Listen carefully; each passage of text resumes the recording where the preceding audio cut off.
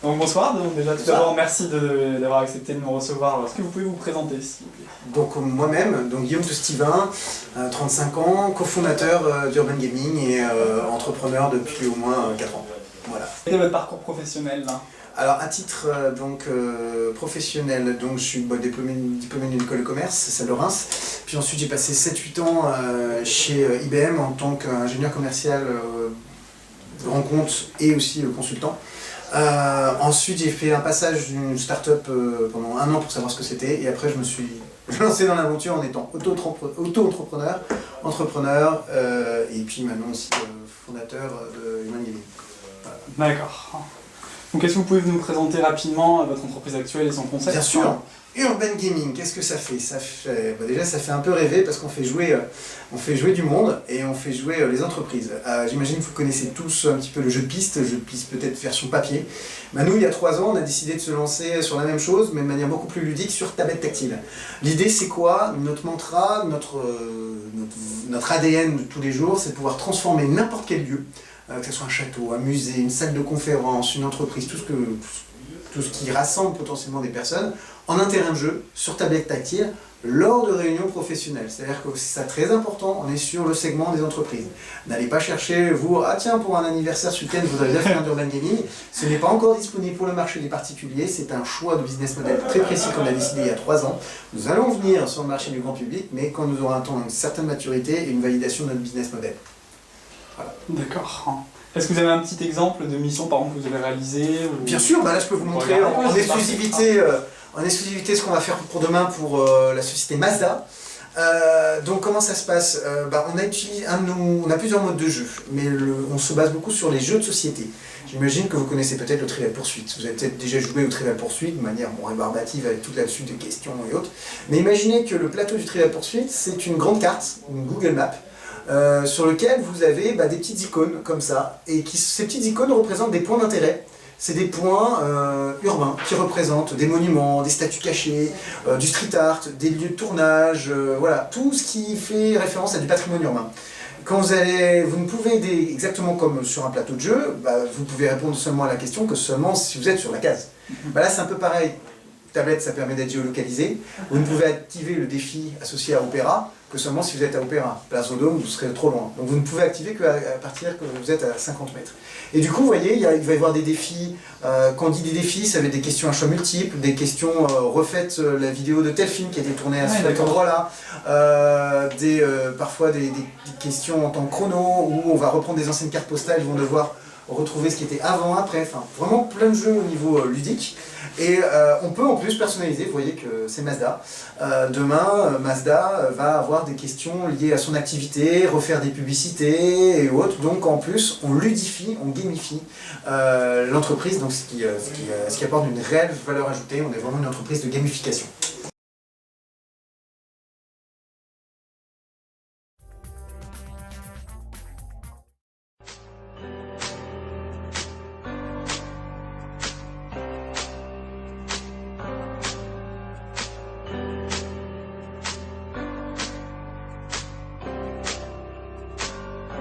I feel so close to you right now, it's a force field.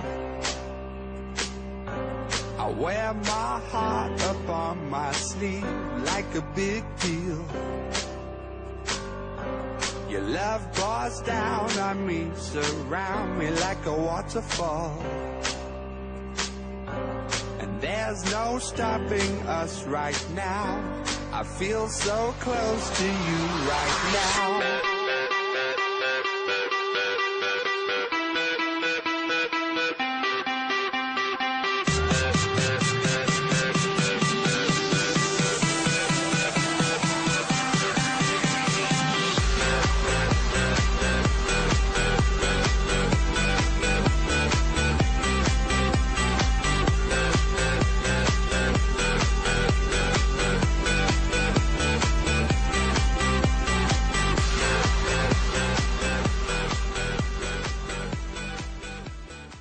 Donc quels sont les différents problèmes que vous avez pu rencontrer lors de la phase de création d'Urban Gaming?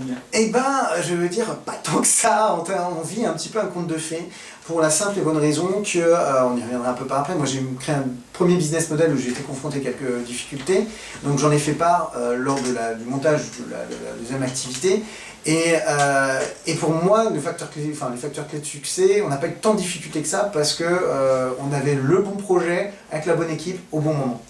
Donc déjà, ça simplifie énormément, et aujourd'hui les problèmes viennent plus maintenant qu'on est confronté à vraiment la croissance, l'industrialisation et comment se déployer à un niveau international.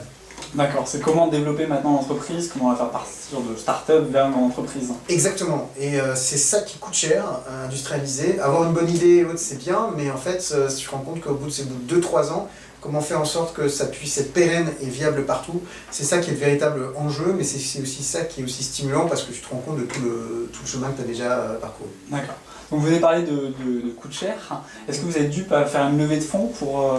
C'est ça la magie du truc, c'est que dès la première opération, dès le premier... parce qu'on est... On est quelque part, on a commencé par du business service, dès la première opération au niveau service, on était rentable. C'est-à-dire que beaucoup de startups ne sont pas rentables avant 6 mois, 1 an, 18 mois, parce qu'ils ont beaucoup une phase de recherche et développement. Là, le fait qu'on ait toute l'équipe nécessaire, tout le monde mobilisé, et dès la première opération, que tout nous convenait très bien, et bien qu'on a été rentable dès le début. Donc on n'a jamais connu de perte, donc pour l'instant on s'autofinance, ce qui est très très rare aujourd'hui. Même pour vous développer à l'international? Alors, si on parle de source financement, effectivement, on veut donner un petit peu d'air, et donc là on fait appel à la BPI avec le pré-export que propose Oseo, donc maintenant BPI. Donc là on a quelques financements et quelques dettes de la COFAS pour la prospection à l'international. Mais aujourd'hui on est en pur autofinancement. On va lever des fonds quand effectivement il y a une opportunité, et il y en a une qu'on dévoilera peut-être d'ici quelques mois, qui nécessite peut-être à lever des fonds parce que ça serait pour s'introduire sur le marché des ventes publiques. D'accord, donc c'est un petit avant-première. Petit teasing. Donc alors sur un plan plus personnel, qu'est-ce qui vous a motivé vous d'entreprendre? Plusieurs choses, c'est-à-dire que j'ai passé 7 ans dans un grand groupe, j'ai énormément appris, c'était une véritable école ou autre. Le problème, que dans un grand groupe ou même dans une grande PME, vous vous rendez vite compte que pour pouvoir vous épanouir, pour pouvoir monter très haut, il faut avoir beaucoup de compétences politiques, il faut dire ce qui est. Il faut que vous donniez un peu corps et âme à une société, et que si vous cherchez de l'indépendance, que si vous cherchez un épanouissement, vous pouvez plus facilement le trouver. Notamment, moi je cherchais mon épanouissement professionnel à travers une passion qui était la découverte urbaine, j'adorais ça, la culture, l'histoire et autres, et donc ça me permettait d'avoir un épanouissement personnel et un épanouissement professionnel. Donc c'est vraiment un travail d'introspection qui m'a vraiment motivé en disant en fait je suis un peu fait pour ça, et surtout c'était la trentaine, j'avais déjà un bagage solide et je me suis dit est-ce que tu veux rester salarié jusqu'à 50 ans parce qu'à bout de 50 ans je serai dehors et je vais devoir travailler encore 20 ans pour toucher une retraite, ou non, prends-toi en main maintenant pour pouvoir encore travailler 30-40 ans mais comme bon te semble, et puis être indépendant. Un petit peu de l'entrepreneuriat, ouais. Quelle serait votre définition de l'entrepreneuriat? L'entrepreneuriat, c'est vraiment pouvoir se jeter à l'eau pour créer de la valeur. C'est vraiment ça, l'entrepreneuriat, c'est vraiment un travail, encore une fois, d'introspection personnelle, un acte aussi bien altruiste mais aussi d'épanouissement. Je reviens vraiment là-dessus. C'est-à-dire qu'il ne faut pas être entrepreneur parce que tout le monde le fait, c'est pas une mode ou autre. Donc il y en a qui sont faits pour ça, d'autres pas, et il faut avoir des convictions, et c'est un état d'esprit. D'accord, très bien. Donc maintenant on va parler un petit peu de la phase d'amorçage de la société Urban Gaming. Donc quelles sont les différentes étapes lors de la création de l'entreprise et quel est le rôle du business plan dans ces étapes? Alors, dans la phase d'amorçage, en tout cas dans ce qu'on a fait, je ne vais pas dire qu'on tâtonnait à vue, mais vu qu'on avait déjà il y a eu une grosse opportunité sur laquelle on a tout de suite été rentable, ça nous a permis plus facilement de rentabiliser tous nos frais associés au développement, associés à la création de contenu sur différentes choses. Et donc du coup, on a été vite rentable et il n'y a pas eu de véritable coût en tant que tel. Donc après les coûts d'amorçage ont directement été imputés via nos ventes successives, puisque dès 2 semaines après, c'était le groupe L'Oréal qui nous a commandé des choses. Et par exemple, un groupe comme L'Oréal, on a fait plus de 80 opérations avec eux en 3 ans, donc ça s'autofinance et ça finance tous les coûts. D'accord, donc tout s'est enchaîné très vite et vous avez repris sur fonds propres. Exactement. Très bien. Donc maintenant, à la lecture du détail de votre poche sur Urban Gaming, donc on a vu que vous êtes à la fois responsable de la stratégie, chef de projet sur les modes de jeu, designer commercial, responsable marketing, responsable RP, responsable administratif et tant d'autres. Donc est-il nécessaire d'être polyvalent pour créer son entreprise? Oui, très clairement. Mais on va dire, alors, c'est là où c'est très intéressant. Il faut surtout pas être expert, surtout. Ça sert à rien d'être spécialiste vraiment sur tous les aspects. Mais il faut être polyvalent sur son cœur métier. C'est-à-dire que nous, dans notre cœur métier, comme on a aussi bien les tablettes que la technologie, que les contenus et autres, il faut suffisamment bien maîtriser sa chaîne de valeur. Par contre, sur la partie administrative, la partie RH, la partie comptable, la partie... On pourrait mettre les mains dans le conduit, mais c'est tout de suite, on ne va pas être expert dessus. Donc il vaut mieux bien s'entourer, prendre des experts dessus, s'appuyer sur des freelances, chose qu'on fait. Par exemple, sur la partie administrative et financière, là on a une taille suffisamment critique pour faire appel aujourd'hui à une DAF, une directrice administrative et financière, à temps partagé. Elle nous aide une journée par semaine. C'est pas un stagiaire, c'est pas quelqu'un à CDI à temps plein, c'est quelqu'un qui est experte et qui va nous aider spécifiquement sur ce sujet. Sur la relation presse, c'est pareil. Si on a besoin de mettre un coup de boost sur la partie commerciale prospection, on va prendre un freelance bien déterminé. Donc voilà, l'idée c'est qu'il faut être bien focus sur son cœur métier, bien maîtriser toute sa chaîne de valeur et le reste, entre guillemets, délégué. D'accord, très bien. Donc quels sont pour vous aujourd'hui les 3 éléments indispensables pour entreprendre? La passion. L'accomplissement. Être passionné entraîne l'accomplissement et ensuite la transmission. Moi, je donne des cours d'entrepreneuriat, que ce soit dans mon ancienne école de commerce ou autre, ainsi de suite. J'essaie de donner ce virus-là. Je reste persuadé qu'en temps de crise, ça peut être vraiment un moyen de créer de la valeur et un modèle durable dans ce changement. Et donc pour moi, chaque entrepreneur, je veux dire, qui réussit, ou du moins, même qui n'a pas réussi, mais qui se rend compte de certaines erreurs, il doit transmettre vraiment à des étudiants, à des écoliers. Il y a plein de choses. Inculquer l'entrepreneuriat au sein des écoles, parce que c'est vraiment un modèle de l'avenir. Donc voilà, maître mot, passion, qui permet l'accomplissement pour après enchaîner sur la transmission. D'accord, merci beaucoup. Donc maintenant, nous allons parler un petit peu plus de la sphère entrepreneuriale française actuelle. Oui. Donc alors, que pensez-vous du statut d'auto-entrepreneur? Très bien, dans le sens où ça a permis de démocratiser l'entrepreneuriat. Ça a eu, comme tout statut, bien sûr, il y a des effets pervers, bien sûr, le système n'est pas parfait, mais au moins ça a jeté un pavé dans la mare. Bien sûr, il y en a qui ont fait ça, ils avaient des comptes eBay et du coup ça a permis d'éviter le marché au noir, ou bref peut-être.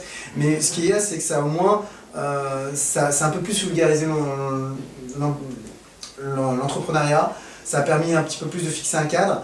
Par contre, le problème c'est qu'il n'y a pas eu suffisamment d'accompagnement pour inciter les personnes à sortir de ce modèle auto-entrepreneur qui est censé être effectivement un modèle temporaire. Donc quand j'entends effectivement la réforme pour qu'effectivement ça doit être un petit peu dans le temps, sur des avis je suis pour, sur lesquels ça marche bien, et d'autres contre. Maintenant il peut y avoir des incitations justement à sortir, et pour pouvoir, parce que c'est une phase transitoire, encore une fois, on peut être auto-entrepreneur, permet de faire plus facilement ce travail d'introspection.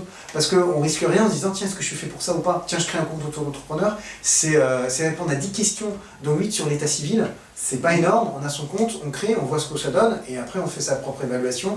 Et donc c'est déjà énorme, plutôt que dans d'autres pays où c'est tout de suite beaucoup plus compliqué. D'accord. Donc c'est vraiment en quelque sorte de lancer un concept avant et de... Et exactement, encore une fois, un travail de laboratoire. D'accord. En tout cas, donc alors, est-ce que vous pensez que l'environnement actuel en France il soit propice à l'entrepreneuriat?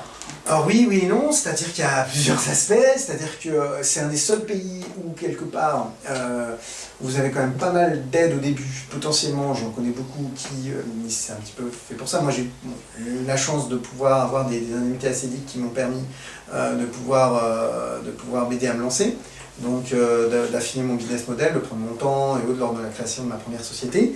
Donc ça c'est nulle part ailleurs, parce que effectivement aux États-Unis, en Angleterre, vous devez être rentable au bout de 2 ou 3 mois.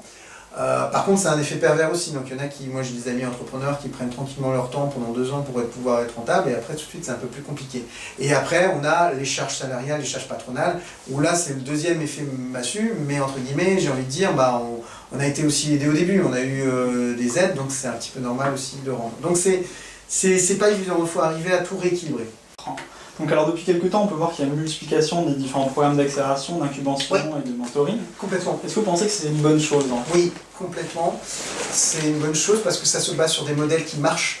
Le Y Combinator, par exemple, qui a lancé des programmes d'accélération ensuite en France et autres. Et ce qui est intéressant, c'est que ça permet aussi d'accompagner des startups qui sont à différentes phases, que ce soit l'amorçage, l'accélération comme c'est notre part ou autre. Donc nous, par exemple, on s'est posé la question, on a été pris dans 2 accélérateurs, ça nous a permis de nous poser des questions, de dire est-ce qu'on a besoin ou pas d'être accéléré. Mais on a dit non, mais au final c'était bien, parce que tout allait bien, mais si ça allait moyen, c'était une bonne solution. C'est aussi parce que vous aviez déjà les capacités, vous n'aviez pas besoin trop de mentoring pour lancer, il y avait déjà une expérience. Parce que l'offre aussi, il faut savoir que c'est toujours un peu de donnant-donnant. Des accélérateurs prennent aussi une part de votre capital. Est-ce que le jeu en vaut véritablement chandelle de céder une part de son capital, du fruit du travail qu'on a commencé à élaborer, en échange de conseils sur lesquels on n'a aucune garantie si ça va fonctionner ou pas. Donc c'est un petit peu aussi un certain coup de poker. Donc c'est bien, ça permet de démocratiser l'entrepreneuriat, de faire connaître différentes choses, mais il faut... pas pour tout le monde. Il faut qu'il y ait peut-être encore plus d'offres. Les entreprises s'y mettent, ça c'est très intéressant. Là il y a l'accélérateur de Orange qui s'est lancé avant fin décembre. Moi j'ai réfléchi à regarder, voir si on postule ou pas. Ça peut être pas mal au moment pour voir ce qu'ils en pensent. Donc tout ça, ça va dans le bon sens. Mais c'est pas aussi poussé, on n'a pas encore la mentalité anglo-saxonne, parce qu'on est encore un pays latin, donc ça aussi parfois c'est un peu compliqué. En France, on a vu que les pigeons, donc les entrepreneurs, ils ont fait émerger différentes revendications sociales.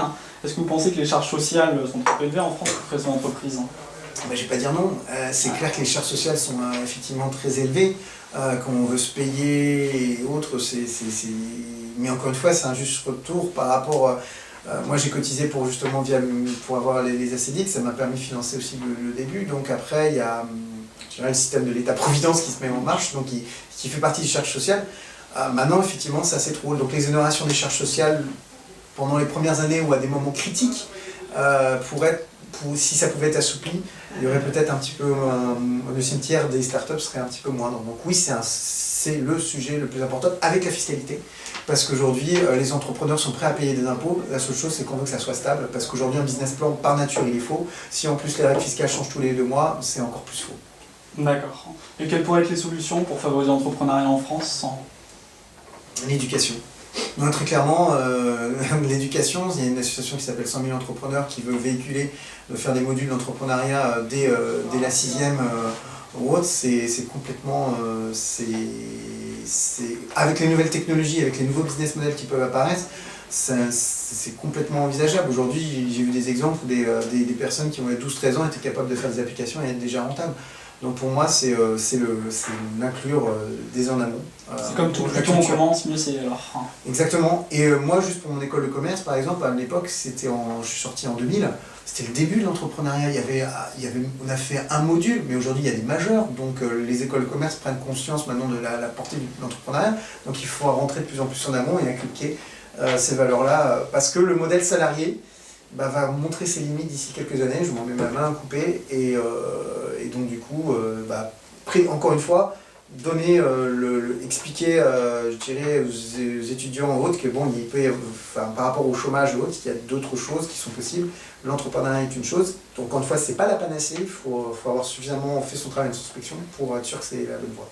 D'accord. Et quels sont aujourd'hui les secteurs les plus porteurs en termes d'entrepreneuriat en France? On va dire effectivement les secteurs les plus porteurs, ce reste pour moi toujours donc, en priorité bien sûr les nouvelles technologies parce qu'il y a énormément de choses à réinventer. Tout a été créé d'une manière générale, mais tout reste à réinventer que les nouvelles technologies le permettent. Donc il y a des business models à imaginer tout le temps. Rien qu'une technologie disruptive comme les Google Glass, vu quand je les ai essayés, je suis sorti de là, j'avais 10 idées business en sortant, en disant ça peut révolutionner ça, ça et ça et ça. J'ai pas le temps d'en créer 10 autres boîtes. Voilà, donc c'est tout ce qui va être disruptif et qui va faire réinventer les choses. Donc bon, les biotechnologies, des secteurs très poussés, mais entre guillemets, ce qui me paraît le plus accessible pour n'importe qui, ça va être surtout les nouvelles technologies. D'accord. Est-ce que vous avez une anecdote dont vous voulez me parler en plus ou... Une anecdote comme ça, sur quel thème? Une anecdote sur votre expérience? Non, là une anecdote comme ça sur l'expérience. Quelque chose de marquant de votre parcours d'entrepreneur ou... Non, j'ai pas... Non, encore une fois, si à la limite, moi je préfère plutôt une métaphore qui est complètement vraie.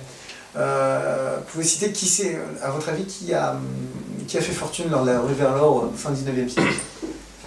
C'est les grands producteurs de pétrole, non? Même pas, c'est ceux qui ont vendu les pioches. Parce qu'ils ont vendu les pioches pour justement tous ceux qui allaient chercher de l'or. Donc aujourd'hui, il y a aussi, il faut se rendre compte qu'effectivement, il y a des vendeurs de pioches, que ce soit donc, bon, je vais pas dire tous les côtés administratifs, comptables, juridiques, tout ça pour qui c'est une panacée, et donc ça il faut être quand même assez vigilant, il faut quand même bien négocier avec eux. Mais entre guillemets, quand on est en même temps un peu un chercheur d'or, quand on est entrepreneur, ce qui est intéressant, c'est que vous ne savez pas où creuser. Donc on creuse un endroit, on ne trouve rien. Par contre, on voit là-bas des personnes qui sont en train de creuser. Et c'est là où j'ai rencontré Martin, machin. Ah ouais, tiens, il y a peut-être telle idée. Ah bah tiens, on s'associe et on va voir. Ah oui, le terrain est assez propice et là, il y avait de l'or. Ce que je veux dire, c'est que ce n'est pas la première idée qui va être la bonne. Mais ça va vous permettre de connaître le terrain, ça va permettre de connaître l'environnement. Et là, le deuxième ou troisième idée, c'est là où vous allez pouvoir trouver et quelque part, et du moins vous créer de la valeur en trouvant cet or-là plutôt que d'avoir tout simplement vendu les pioches. D'accord, merci beaucoup. Est-ce qu'on peut finir avec une dernière petite question? Donc, quel est le conseil aujourd'hui que vous donnerez à quelqu'un qui souhaite monter sa start-up? J'ai beaucoup parlé, mais encore une fois, je vais reprendre les maîtres mots, mais vraiment réfléchir.